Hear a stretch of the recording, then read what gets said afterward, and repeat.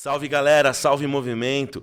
Esse é o nosso segundo encontro da Bíblia Estranha, para a gente andar no caminho junto e para a gente olhar para as mesmas histórias com um olhar diferente. Então pega uma cadeira, senta com a gente e vamos conversar.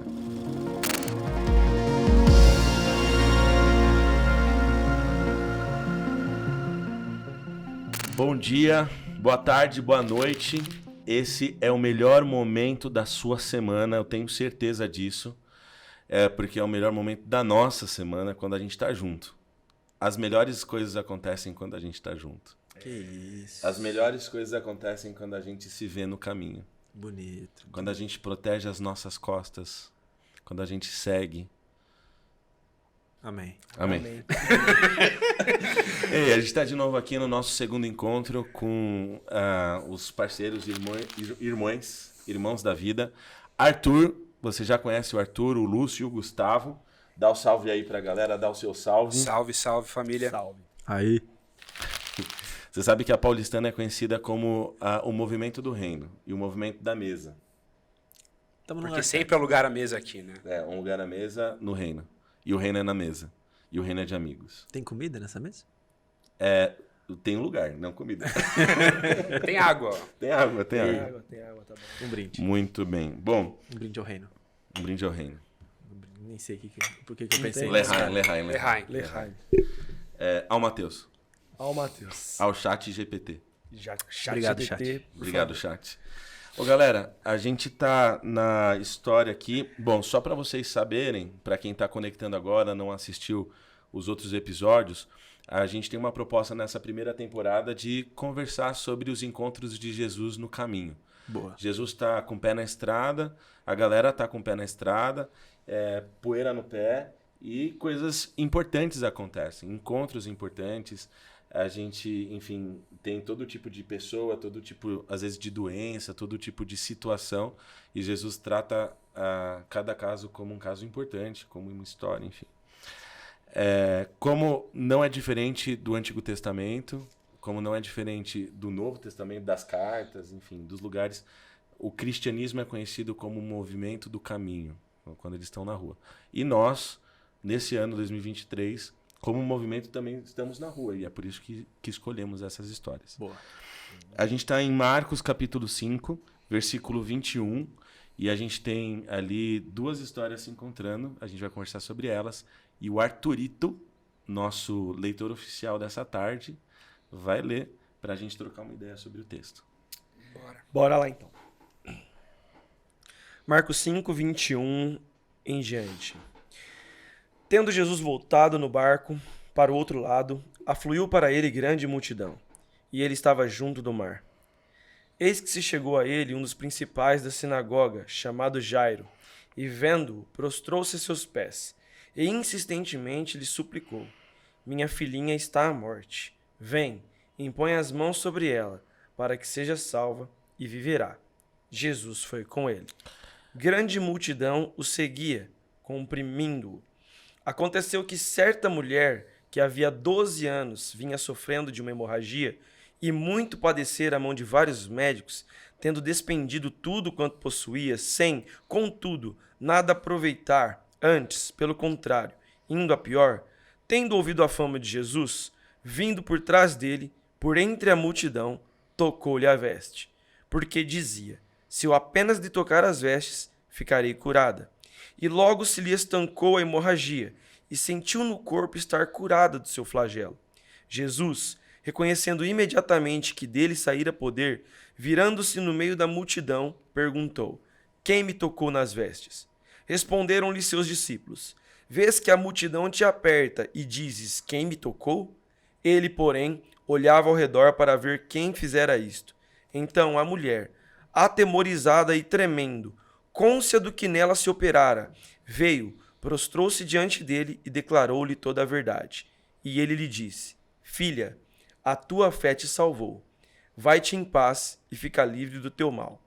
Falava ele ainda, quando chegaram alguns da casa do chefe da sinagoga, a quem disseram: tua filha já morreu, por que ainda incomodas o mestre? Mas Jesus, sem acudir a tais palavras, disse ao chefe da sinagoga: não temas, crê somente. Contudo, não permitiu que alguém o acompanhasse, senão Pedro e os irmãos Tiago e João. Chegando à casa do chefe da sinagoga, viu Jesus o alvoroço, os que choravam e os que pranteavam muito. Ao entrar, lhes disse: Por que estáis em alvoroço e chorais? A criança não está morta, mas dorme. E riam-se dele. Tendo ele, porém, mandado sair a todos, tomou o pai e a mãe da criança e os que vieram com ele, e entrou onde ela estava. Tomando-a pela mão, disse: Talitá cumi, que quer dizer: Menina, eu te mando, levanta-te. E imediatamente a menina se levantou e pôs-se a andar, pois tinha 12 anos. Então ficaram todos sobremaneira admirados, mas Jesus ordenou-lhes expressamente que ninguém o soubesse e mandou que dessem de comer à menina. Cara, que leitura, hein? Que voz. Que voz. Que dicção, eloquência, cadência. Que homem. Que homem. Um convite ao evangelho. Exatamente. Na moral. E Arthur, já que você leu de forma tão agradável aos nossos ouvidos e olhos, traga as suas primeiras impressões do texto. Eu começaria com a estrutura do texto. A estrutura do texto é uma estrutura que a gente chama de estrutura sanduíche, que é quando você tem um início de uma história, tipo, começa com a história do pedido de Jairo. Essa história é interrompida pela história da mulher que está com a hemorragia. Tem caminho também, né? Então, tem ele caminho. Pede, aí Jesus começa a andar. Isso, ele está... Exatamente. E depois da história da mulher, volta então a história da filha de Jairo. Quando você tem uma estrutura assim, é porque as histórias estão, de certa forma, ligadas, né? Então, acho que já é uma dica aí para quem está ouvindo a gente. Sabe o que quando você está falando, eu pensei? A sensação que dá, que ele faz um pedido um tanto quanto desesperador, né? Exato. E eu não consigo ver Jesus com muita pressa no caminho. Eu não sei se... Eu ia ficar incomodado com isso. Fala assim, Jesus... Sabe por quê? Porque ele fala filhinha, a minha filhinha. Sim. E eu tenho uma filhinha. Olha aí, que bonito. Mas é bonito mesmo, mano. Sim, cara, não. Mas acho que é muito legal quando se coloca na história, né? Eu acho que isso é bonito. Cara, eu tô desesperado. Sim. Porque, cara, na moral... 12 anos, né? O texto traz ainda detalhes 12 anos. do trauma que esse pai tá vivendo. Sim, e é legal porque o texto só revela a idade dela no final. Ou seja, meio que eu acho que é uma... expectativa? Também, mas eu acho que é uma ferramenta do autor para criar essa empatia, né? Quantos anos tinha a filhinha? Podia ter poucos meses, muitos anos de idade, ou enfim. A gente cria igual você criou essa empatia. Mas esse lance da pressa faz todo sentido. Sim. Porque se a mulher foi curada ao tocar, Jesus poderia ter curado ali. Não precisava ter ido lá. Não, mas ele precisava passar pelo caminho, correr. Tem uma multidão que está impedindo ele de chegar na casa, talvez, tocando ele, fazendo ele andar mais devagar. Então cria para mim um ambiente de desespero na pele de Jairo. Eu acho que Vai logo. Esse é um dos sentimentos que, quando a gente lê essas duas histórias, são duas histórias dramáticas. Dá um desespero, né? Dá um desespero. Dramáticas. Existem detalhes de sofrimento. Eu acho que de ambas as partes, assim, né? Nuances. A ideia de, a menina tinha 12 anos, a mulher sangra 12 anos. A mulher já tentou de tudo. Já não tem mais nem dinheiro. Não sobrou nada, nem ninguém. O Jairo, também um cara que tinha uma posição e agora está prostrado. O texto traz detalhes do desespero do pai. Então, eu acho que essa é uma história que convida a gente a ir para esse lugar de limite. Limite. A gente passou por uma situação familiar agora muito tensa, que tem a ver com filha, que é do meu irmão, e de desespero também, de diagnóstico, de doença. Deu tudo certo, graças a Deus. Mas acho que todo mundo tem esse lugar na experiência da jornada, do caminho. Todo mundo já sentiu um desespero e eles se encontram ali. Agora, apesar de Jesus ter sido interrompido, a história interrompida, mas é uma continuidade. Tem coisas que conectam as histórias, né? Sim. Vocês falaram dos 12 anos. O que mais, assim, que a gente consegue perceber de conexão entre as duas histórias? Tem um detalhe, nenhuma das duas tem nome, né? O Jairo tem nome, né? Jesus, aparece Pedro num diálogo ali e tal. João. Mas as mulheres que precisam de cura, as duas não têm nome. A menina e a mulher, né? Exatamente. Tem um personagem importante, eu acho que é muito caro para Marcos, que é a multidão. Jesus sempre está sendo acompanhado por uma multidão desde o começo. Ele vai para um lado do lago. Aliás, Marcos é o evangelho do movimento. Ele está sempre em movimento, sempre no caminho, sempre com uma multidão e sempre com uma cura, um milagre, o reino de Deus. Enfim. O próprio evangelho de Marcos começa já com ações de Jesus, né? Não tem tempo para listagem de genealogias, é tudo muito rápido em movimento. Em movimento, e parece que Jesus tem Pressa. Coisa que demorou para chegar aqui no quarto dela. Mas em Marcos ele tem pressa. Você perguntou assim, o que tem em comum nas duas histórias. Eu vejo uma ideia assim de impossibilidade. Tipo, a mulher, ela já tentou todos os recursos, né? Ela já gastou tudo que ela tinha. Tem 12 anos, é como tipo assim, acabou. Todas as opções foram esgotadas. E a menina morre, né? A menina morre, tipo assim. Até você tem até uma fala assim, por que você ainda incomoda o mestre, né? A menina morreu, ou seja, as possibilidades acabaram, né? Eu gosto dessa ideia. Eu me lembro da história de Lázaro, né? Que também tem um lance da pressa e do demorar, né? Tipo, Lázaro tá doente, manda avisar Jesus, e o texto enfatiza assim que ele ainda demorou-se 2 dias. Né? Ele ainda demorou para ir. Jesus se atrasaria no caminho, né? Será que ele tá atrasado? Né? Ele tá atrasado ou ele tá... Dá a entender assim, até que ele quer que a impossibilidade surja. Né? Ele quer ver a impossibilidade. Ele quer tirar dos mortos. Sim. Tem uma ideia que também peguei de um artigo de um grande amigo nosso. Paulo. Nosso grande Paulo. Ele fala assim... o Deus que se alegra em se fazer ausente. É um negócio muito louco. Tipo assim, do Deus que quer que você... Tipo assim, que todas as opções se esgotem, porque é nessa circunstância que a fé se torna necessária. Entendeu? Tá. Quando as opções racionais se esgotam, eu preciso crer. A mulher, pra ela acreditar que tocar na veste de alguém ia curar, o que nenhum médico em 12 anos fez, você percebe esse lugar? Que é o salto no escuro? Sim. É tipo, cara... É o Deus do deserto, né? Que leva as pessoas pro deserto. É uma imagem muitas vezes que aparece na Bíblia, né? Dessa trajetória de fé, de sofrimento. Mostra que um Deus que conduz pessoas para momentos difíceis, né? Faz parte da trajetória humana. Às vezes a gente não gosta de pensar muito nisso, né? Num Deus que leva para lugares complicados. Mas a todo instante Deus está levando o seu povo para esses lugares. O povo de Israel, Moisés, Elias e tanto o próprio Cristo, né? Sim. São lugares hostis. Hostis, sem vida. Na verdade é um não lugar, né? Exatamente. Cara, me fez lembrar uma ideia de que o Deus que está sempre disponível é o Deus pagão. Ele que está lá no templo. Tem uma fórmula pronta, né? E você tem formato, né? Às vezes materialização dele, né? Seja em cima de uma TV ou em algum lugar. Você sempre sabe o que tem que fazer para alcançar. Ele é manipulável, pode ser, enfim, posto nos lugares, tem uma casa. E o fiel, ele sempre tem condições de acessá-lo. Por um sacrifício, por alguma coisa que ele faça. Nesse caso, esse Deus que está sendo apresentado por Jesus é livre. E ele o que você falou da ausência, e depois ele se torna presente, ele é livre porque ele aparece e não aparece quando ele quer. E eu acho que aqui tem uma beleza. Sim. A gente lidar com alguém, uma pessoa, né? Alguém que tem emoções, que pensa, que age, que some, que aparece, enfim.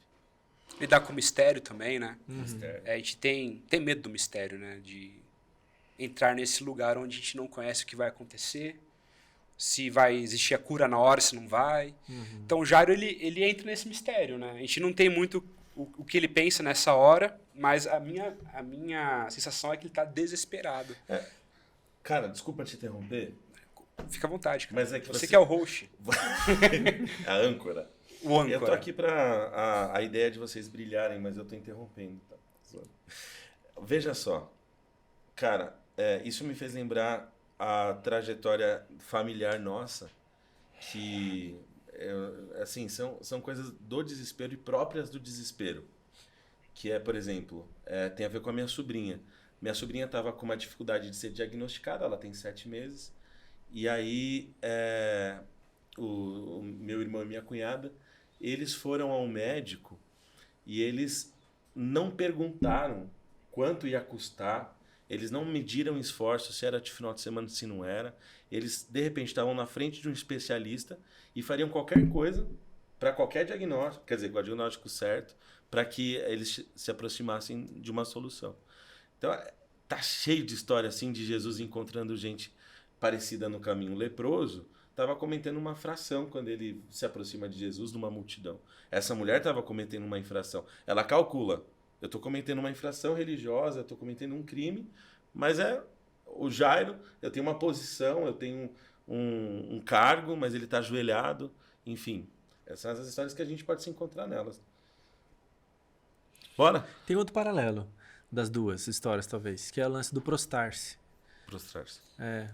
O Jairo, ele se prostra, a mulher também está nesse lugar da orla, da barra. Então, eu acho que tem um pouco também desse elemento da relação do homem com o divino, assim, do inclinar-se e tal. Agora, as diferenças. A gente viu semelhança entre as duas histórias e vocês identificam diferenças? Mas tem a semelhança dos 12 anos, né, também. 12 anos. Acho que... A mulher é como se... Quando a menina nasceu, o sofrimento da mulher começou. A gente imagina um The Chosen. Tem? Tem esse episódio. Muito bonito, por sinal. Disse que tem. Ó, spoiler. Lindo, Então spoiler. Fica a dica aí. Acabou a série pra galera. Uma galera que não leu a Bíblia. Eu fico imaginando a mulher... Tá. Mas as diferenças. As diferenças. Cara, pedido de ajuda, né, do Jairo, ele se expõe, né? Ele se expõe de começo. É a principal delas. A mulher tem um pouco de receio, né? Ela vai mais escondida na multidão. Porque ela estava impura, né? Ela não podia se expor. É que acho que aí a diferença talvez é o lance da intercessão. O Jairo, ele tem uma facilidade talvez para se aproximar porque ele está pedindo em favor de alguém que é muito próximo dele. E a mulher, ela não tinha ninguém para pedir por ela, né? Então é mais desafiador quando é você que tem que ir lá pedir. E é você que é o impuro, é você que sangra, é você que... Então, eu acho que tem essa diferença, assim. A sensação que dá, e o texto fala que ela já tentou de tudo, é que ela não tinha ninguém nem para tentar por ela. Porque Jairo está acompanhado, né? Exatamente. A gente ouve as pessoas falando com ele. E ele tinha condições de se aproximar de Jesus, ele não tinha vergonha de se expor. Acho que a multidão abriu para ele passar, talvez. E ela estava Ele era alguém importante, ele tinha um nome na história. Não, as diferenças... Nome, posição. O paralelo entre Jairo e a mulher é gigantesco, assim. Algo que me chama atenção na história da mulher impura é que ela meio que se apodera do poder de Jesus, né? O Jairo pede para que Jesus faça algo, ela já pega esse algo. Eu acho que talvez seja a única vez que isso acontece nos evangelhos, né? Isso é muito louco. E Jesus se permite isso, né? Cara, é um milagre sem querer. Exato. Você tem noção Jesus, do que é isso? Caraca, eu fiz um milagre, mas não queria. Você tem noção do que sai é o poder isso, de cara? mim. Tipo, velho, cara, Jesus foi pego de surpresa. Deus foi pego de surpresa. Sim. Pronto, é isso. Tá entendendo? Ele tá andando, de repente, o que aconteceu? Então, esse elemento é muito único dessa história. Muito bem. Vai lá. Eu gosto de pensar nessa ideia da mulher tomar, né? Porque isso tem muito a ver com a ideia de fé. Principalmente quando você relaciona ao pai da fé, que é Abraão, né? Que ele... eu costumo falar em aula, tipo assim, que a fé é tipo um botãozinho que você liga quando todas as opções elas acabaram, né? Mas parece que alguns personagens eles estão sempre com esse botão ligado, cara. É fé. Não, Abraão é esse cara, né? Ele é o pai da fé porque todo momento assim esse cara tá é pra sair do teu povo, é pra sair de lá, ele vai sacrificar teu filho, ele vai. Assim, parece que para ele só tem esse caminho, né? E a mulher, ela tem um lampejo dessa fé, né? Tipo assim, ela vai, cara. Ela é tudo que ela tem. É a chance dela. Ele tá passando, vai saber quando é que ele vai voltar. É ali, cara. A sensação que dá é que os obstáculos da mulher são maiores. São maiores. Sim. É o obstáculo da impureza, o obstáculo de ter tentado de tudo, da própria multidão que funciona Físico, como de chegar, de né? chegar, do esforço que ela faz. Aí, inclusive diz o texto que quando Jesus pergunta quem foi, ela tá tremendo. Ela tá tremendo. Ela tá morrendo de medo. Então, tem obstáculos sociais aqui. Ela não queria ser exposta. Já pensou? Sim. Tipo, Tá será que eu vou ter que fazendo pelas falar que eu costas. tava sangrando e encostei em todo mundo? Vou ter que assumir que eu fiz algo que eu não devia? Eu vou ter que assumir que tipo, eu encostei num homem, que eu encostei em Jesus sem poder encostar? Então, rola o obstáculo religioso, o obstáculo... Enfim, ela enfrenta dezenas de obstáculos e acho que tem muito a ver com a fé. E eu acho que a gente tem um lance romantizado, mas não sei se dá para esconder o fluxo. Eu imagino que quando Jesus pergunta e ela tem que falar, as pessoas viram. Acho que não tinha como esconder. Elas viram que ela estava com sangue, viram que ela estava que ela não podia estar ali. E aí se Pálida, né? se Fragilizada. cria uma expectativa de como é que Jesus vai reagir a uma infração. Sim. Ela cometeu uma infração, nós todos estamos impuros por causa dela, e como é que ele vai reagir? Como é que ele vai lidar com isso? E a reação de Jesus, ela é monstruosa, porque quando ele dá voz, então, tipo, conta a sua história. Lembra, a gente está vindo de uma história, de uma cena de um pai que precisa de ajuda. E agora ele, de novo, não parece ter pressa nenhuma e dá voz para essa mulher para ela falar. Pô, se eu sou Jairo, eu falei assim, mano, tá bom, beleza, já curou, vamos? Ei, vamos pro próximo, vamos pro próximo. Minha filha tá... Então, existem outras curas que estão acontecendo aqui na jornada dessa mulher, na minha perspectiva. E uma delas é essa cura de uma mulher que precisa ser ouvida. Opa, legal, hein? É por isso que a Bíblia Estranha existe. É pra gente ver o que tá além do texto. Isso é fantástico. Não é numa primeira leitura que a gente percebe. Uma mulher que há muito tempo estava escondida, de repente ela ganhou a possibilidade de falar. Isso, a ela gente precisa escuta a voz dela. palco. É um palco perante a sociedade. Jesus está tentando devolver ela pro lugar dela dentro daquela comunidade, assim, tipo, a gente precisa ouvir ela, vai, fala. E é legal, Jesus chama as pessoas pelo nome. Quando ele olha para Zaqueu e fala Zaqueu, mas quando ele chama ela de filha, é forte demais, né? Porque ele estava indo curar a filha de alguém. E porque também tem uma multidão vendo, né? Então, assim, igual você falou, todo mundo se volta pra ela e percebe, pô, tem uma mulher impura aqui. E Jesus olha pra ela e chama ela de filha. Tipo assim, é como se todas as pedras caíssem da mão, né? Tipo exatamente. Assim, cara, chamou de filha.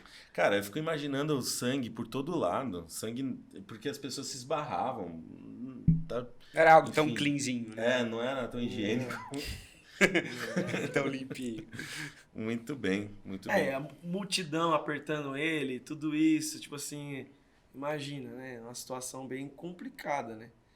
E o que eu acho legal é a mulher vai falar, Jesus vai chamar ela de filha, né? Num contexto que tem mais uma filha também, precisando ser salva. E eu gosto de lembrar do Jairo num sinótico, né? A gente que é um tava sinótico? falando de fé nos outros livros. Sim. Os evangelhos. Os evangelhos, que não é João. Perdão. E tem aqui em Marcos não tem isso, mas quando Jesus pergunta para ele assim se ele crê, tem um evangelho que ele fala assim: Senhor, me ajuda na minha falta de fé. Cara, eu acho essa fala muito forte. Muito forte. Porque ele tem falta de fé, mas a mulher foi a fé dela que salvou. Sabe, você tem esse... A sua fé te salvou. A sua fé te salvou. Então, tipo assim, aqueles que têm fé, a tua fé te salvou. Senhor, eu não tenho fé. Não, a tua falta de fé eu ajudo também. Tipo assim, cara, isso é muito sensacional, entende? Tipo assim, da parte de Jesus. Isso tira completamente... Aliás, tipo assim, nossa, eu não tenho fé igual essa mulher. Não, mas tudo bem, porque o Jairo também não tinha. Eu conserto. Exato.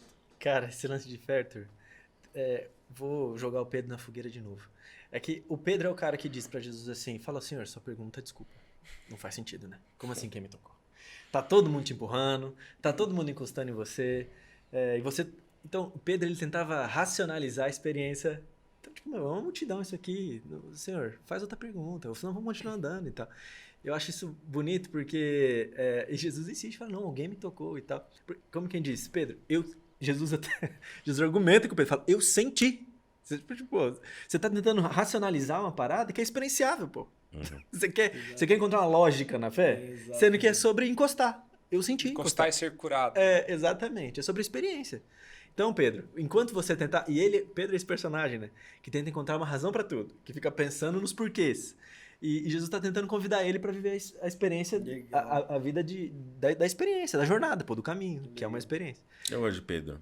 Oi? Eu gosto de Pedro. Defende ele, porque Cara, eu acabei não, de é que jogar. você quer colocar a o nome gente, no- pô. no Pedro é... futuro filho, então Pedro, claro quando ele que você vai fala, gostar. afasta-te de mim porque eu sou pecador. Cara, Mas ele também ouve de Deus dizendo assim, afaste de mim, Satanás, quando ele fala pra Jesus que... afasta Satanás, fica Pedro.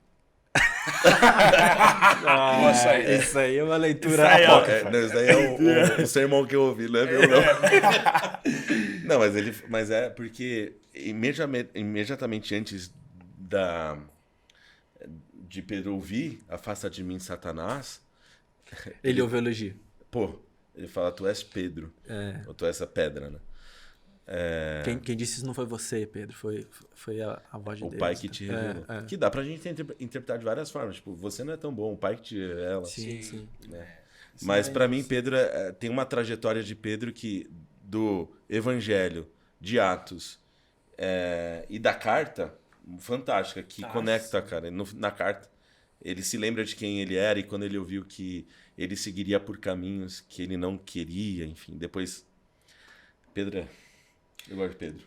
Algo que me Não, vê... porque eu não tô... Tá tudo bem, cara. Eu não tô tirando. Tudo bem você eu tô passar pano reforçando pra o que ele Pedro. falou. Não, eu tô reforçando. Entendi. Pedro é a gente, Ele pô. ainda pode criticar Pedro, né? Óbvio. Então tá. Pedro é a gente. Mas Vai lá. a minha sensação é essa, assim, quando ele chama ela de filha, né?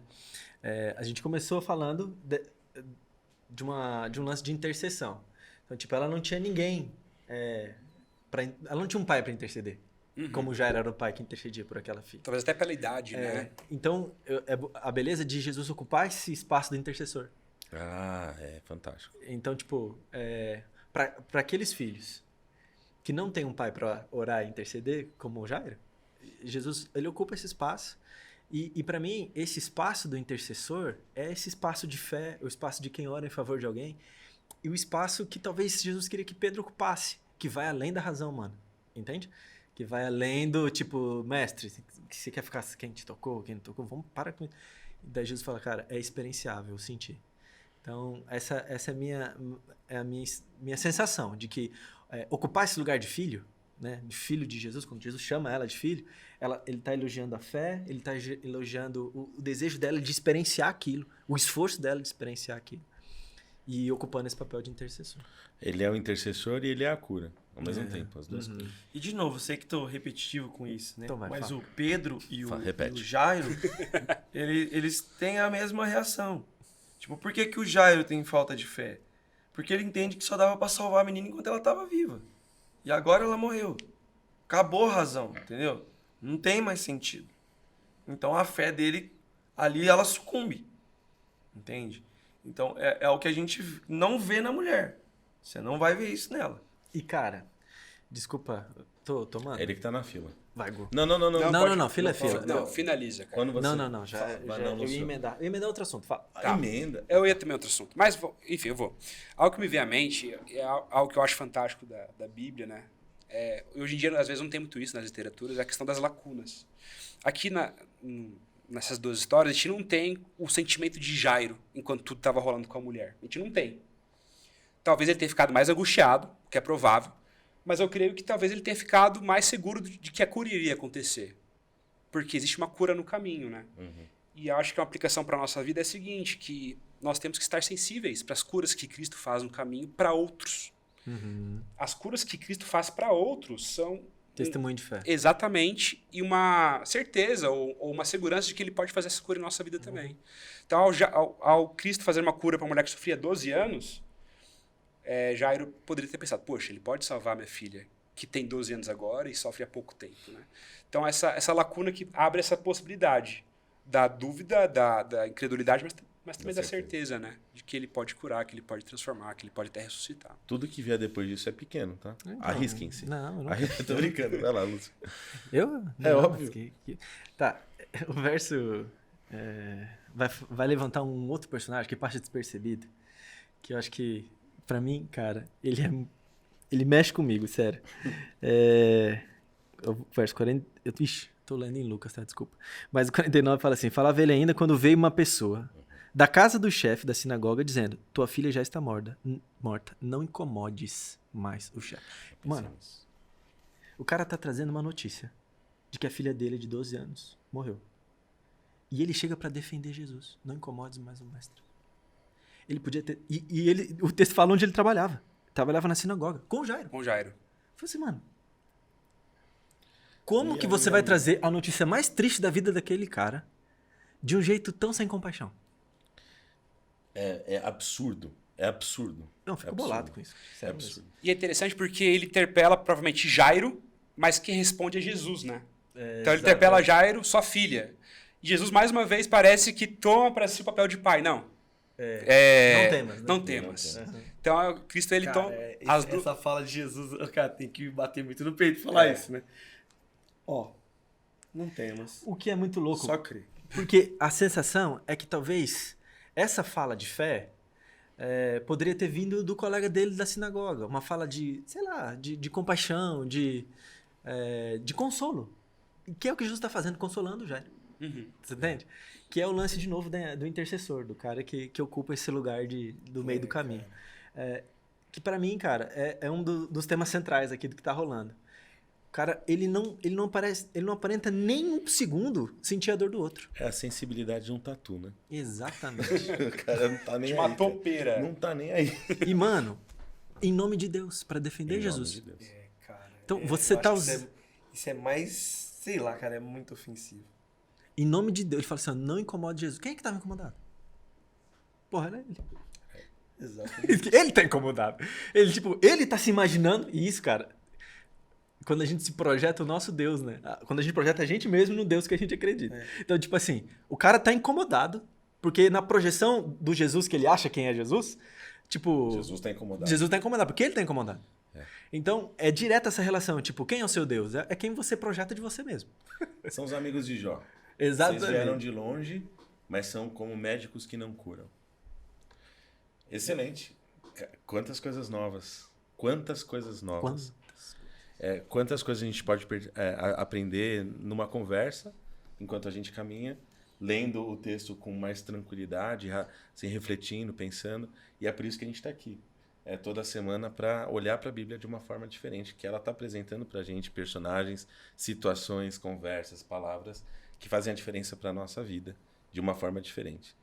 E aí, eu tenho, não sei se vocês querem comparar com outras situações da Bíblia, como vocês já fizeram, mas me vem à mente o centurião que fala assim, ó, Jesus, não precisa nem ir lá. Assim, só você falar que a coisa vai resolver. Eu tenho certeza disso. Aí ele fala da fé, que dele é maior do que as de Israel, enfim. O que mais? Vocês têm algum personagem que vocês se espelham, veem nessa história? Essa história que você trouxe, acho que mais uma vez reforça esse dinamismo, essa diversidade de Jesus lidar com cada situação, né? Diferente. Exatamente. Diferente. E mostra... Talvez ele fez isso, de estar no caminho para estar disponível no caminho, né? Ele poderia ter falado, Jairo, sua filha está curada agora, mas ele foi para o caminho. Talvez porque alguém precisaria dele no caminho, né? De estar disponível, estar ali, entendeu? Às vezes, talvez as oportunidades não apareçam para a gente de curar pessoas porque a gente não está disponível, né? A gente não está no caminho de alguma forma, como Cristo esteve. E Pedro, que falou o que falou no caminho, dizendo que todo mundo tinha tocado, essa racionalização de Pedro, entrou com Jesus para ver a filha saindo daquele lugar dos mortos, né? Ele testemunhou aquilo, ele viu, assim como Tiago e João. Ele estava no percurso todo, até o final. O que mais? Vocês têm alguma memória, alguma coisa assim? Eu vejo essa forma diferente de Jesus lidar com cada caso e esse lance que me pega muito da mulher estar infringindo uma lei ao tocar. Porque, para mim, isso mostra que quando Jesus toca no impuro, é o impuro que fica puro, não Jesus que se contamina. É uma lição pra gente, assim, desse lance do mundo, de ir pra rua, de contaminar o mundo com a pureza de Jesus, sabe?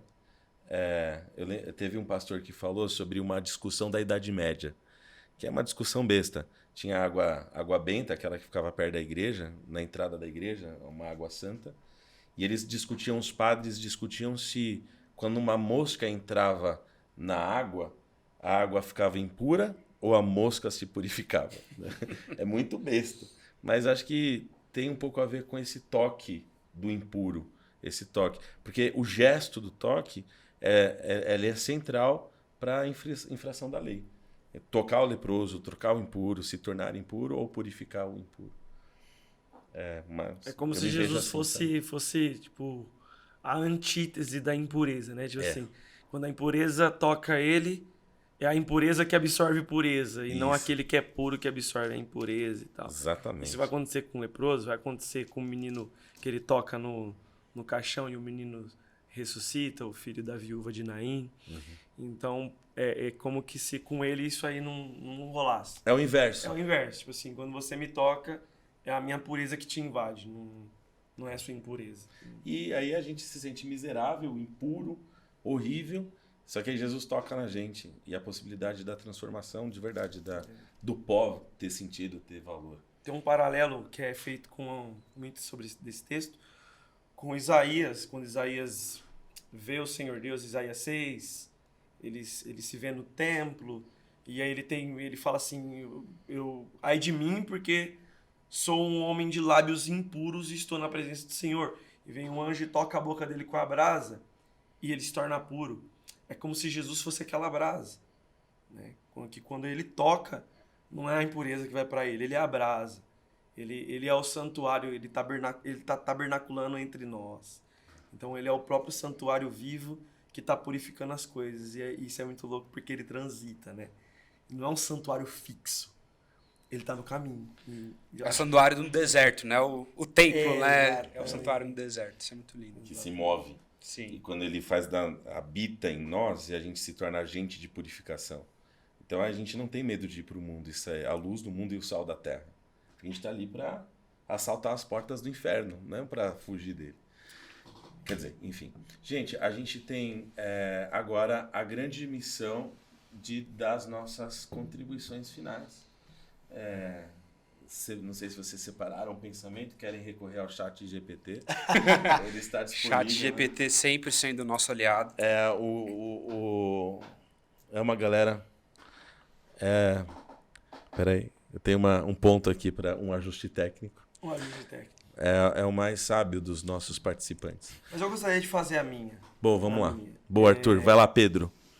É o primeiro. Eu acho que o que ficou para mim, assim, principalmente desse encontro aqui, é entender... Ajuste técnico.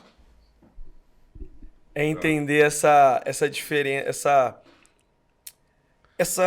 como que eu posso dizer? Como que é intercambiável esse lance de tenho fé e me ajuda na minha falta de fé. Porque como a gente disse, né? Nós estamos no caminho. E no caminho vai ter momentos que eu tenho fé. Tem momentos que eu não vou ter fé. Só que eu vejo esses dois personagens como duas possibilidades, né, na nossa vida. De eu ter fé no momento que todas as opções acabou, mas não, vem cá. Eu vou ter fé, cara. Eu tenho fé que eu fazendo isso aqui vai acontecer isso aqui. Mas vai ter um momento que é ele que vai ter que entrar com aquilo que falta, né? Que eu vou ter que falar, Senhor, a situação aqui tá ruim e Senhor, me desculpa, mas não consigo acreditar numa solução. Me ajuda. Me ajuda na minha falta de fé. Eu acho que saber disso me faz andar no caminho de uma maneira um pouco mais segura.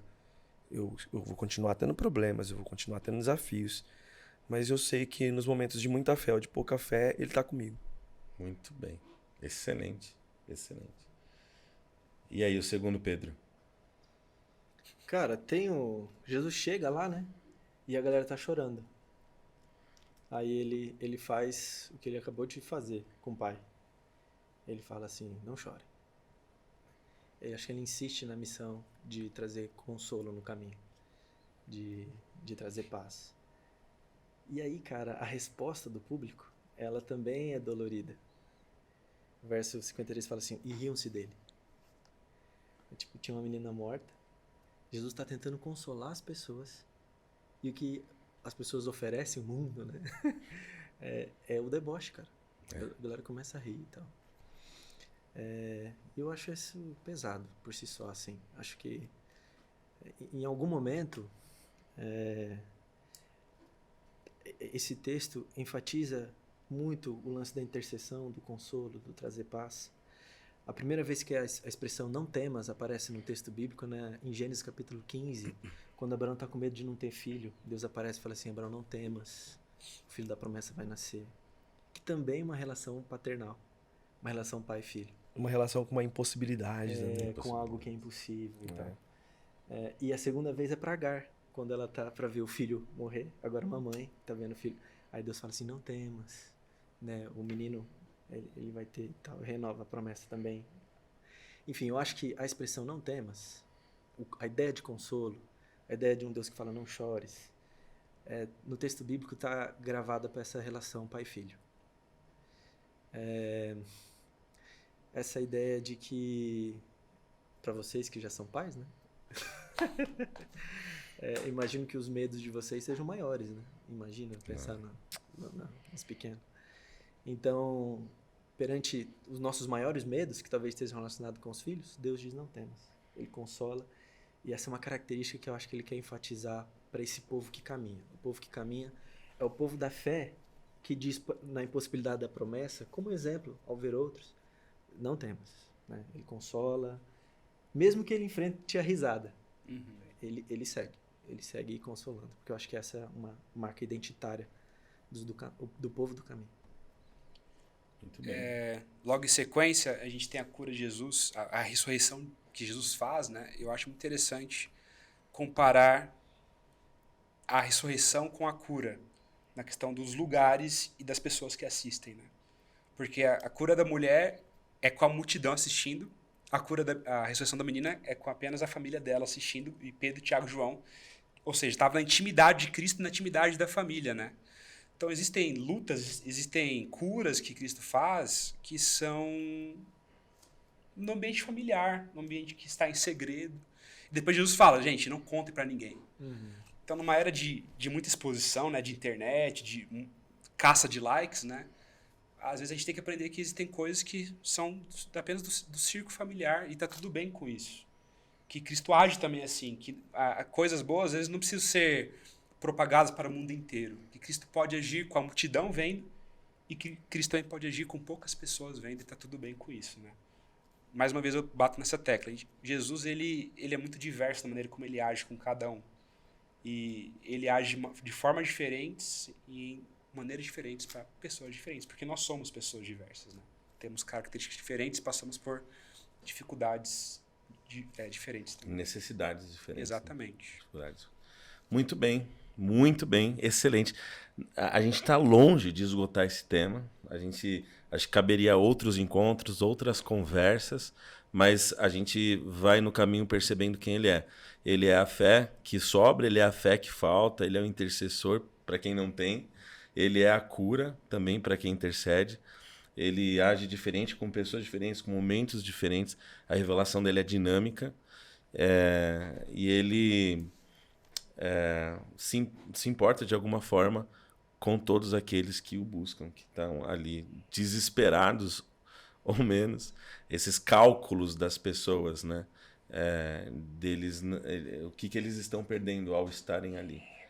Mas na multidão a gente encontrou 2 destaques, 2 pessoas que estavam ali como personagem aliado ou em paralelo da multidão. Esse foi o nosso encontro, nossa jornada, nosso caminho. É um prazer caminhar com vocês. E eu tenho certeza que quem está ouvindo, quem está vendo, também está sendo abençoado e também está conversando com a gente. E é importante porque você pode ver coisas que a gente não citou, você pode ter ideias, insights que Deus colocou no seu coração, na sua mente, e você pode compartilhar isso com a gente no nosso Instagram, nas caixinhas, escrevendo. Esse espaço também é seu, essa mesa também é sua e esse caminho também é seu. É um prazer caminhar com você e ser protegido por você e também te proteger. Então, até o nosso próximo encontro, até a nossa próxima semana e que você encontre Jesus no seu caminho. Valeu, galera. Valeu. Faltou o seu valeu. Valeu. Valeu.